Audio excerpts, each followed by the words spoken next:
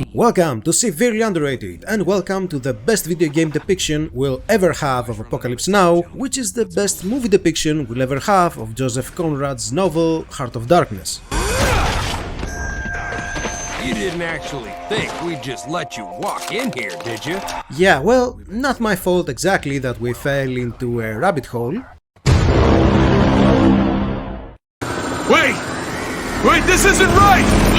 In any case, you start by shooting down helicopters in Dubai with a lust for violence that resembles payback time.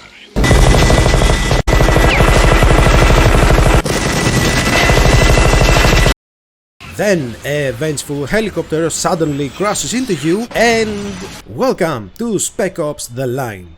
Death toll. Too many. Now, like me, you see this game and say, "Dear narrator, what the hell is so different in this game from all the other shooters?" And I shall tell you. 33rd is no longer acting as part of the US Army. Well, firstly, even though the story is very similar to Apocalypse Now, you know, get in, get out, but during your in, your mind decides to get out. The game's direction is insanely well done. I'm not sure yet. Lugo with you? Nah, he's been dark since the helo went down. Fuck. From getting you into the whole feeling of a sandblasted Dubai, from blasting sand traps to kill your enemies instead of using 12 clips and 14 stabs to regain health, to traversing the whole area of skyscrapers which now scrape mostly my cat's litter box, and lastly to enjoying the story which I dare not spoil to you even if it is a 2012 game because it is absolutely captivating.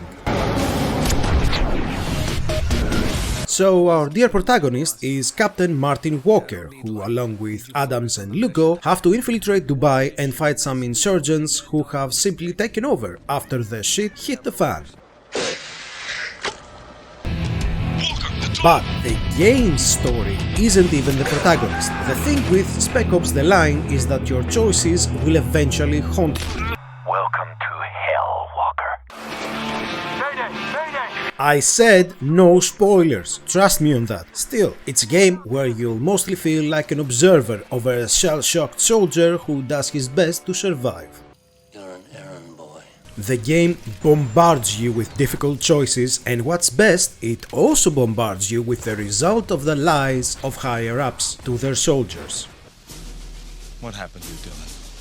And what about Conrad? You are constantly in communication with a certain Conrad who was first responsible for the evacuation of Dubai after Mother Nature decided that she wanted it back.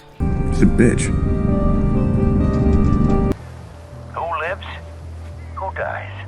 But then, as the story progresses, he turns more into your standard drill sergeant, constantly berating and bullying you for your actions. Do you suck dicks? 33rd don't want to leave Dubai? Fine! We'll bury them here! At this point, I have to point out that there is an absolutely awesome soundtrack tying the game together, driving home the whole Vietnam War homage. Vietnam, best soundtrack. What made this game stand out though is that as you progress, they do not force the whole shell-shock feeling to the player, but it's done in a more subtle way. Life today, I wonder. And as you play and start thinking, oh my god, how could they possibly do this? Eventually the hard choices hit you and, well, our protagonist... Welcome to hell. Yeah, who would have thought that a man's psyche breaks like a cheap toothpick when dealing with insanely stressful situations? Spec Ops: The Line doesn't shy away from putting a huge mirror in front of the player and saying, well, I didn't force this choice on you. And I gotta say that it's one of the few shooter games that does this, since all the others are more like buddies here, buddies there, shoot, shoot, shoot.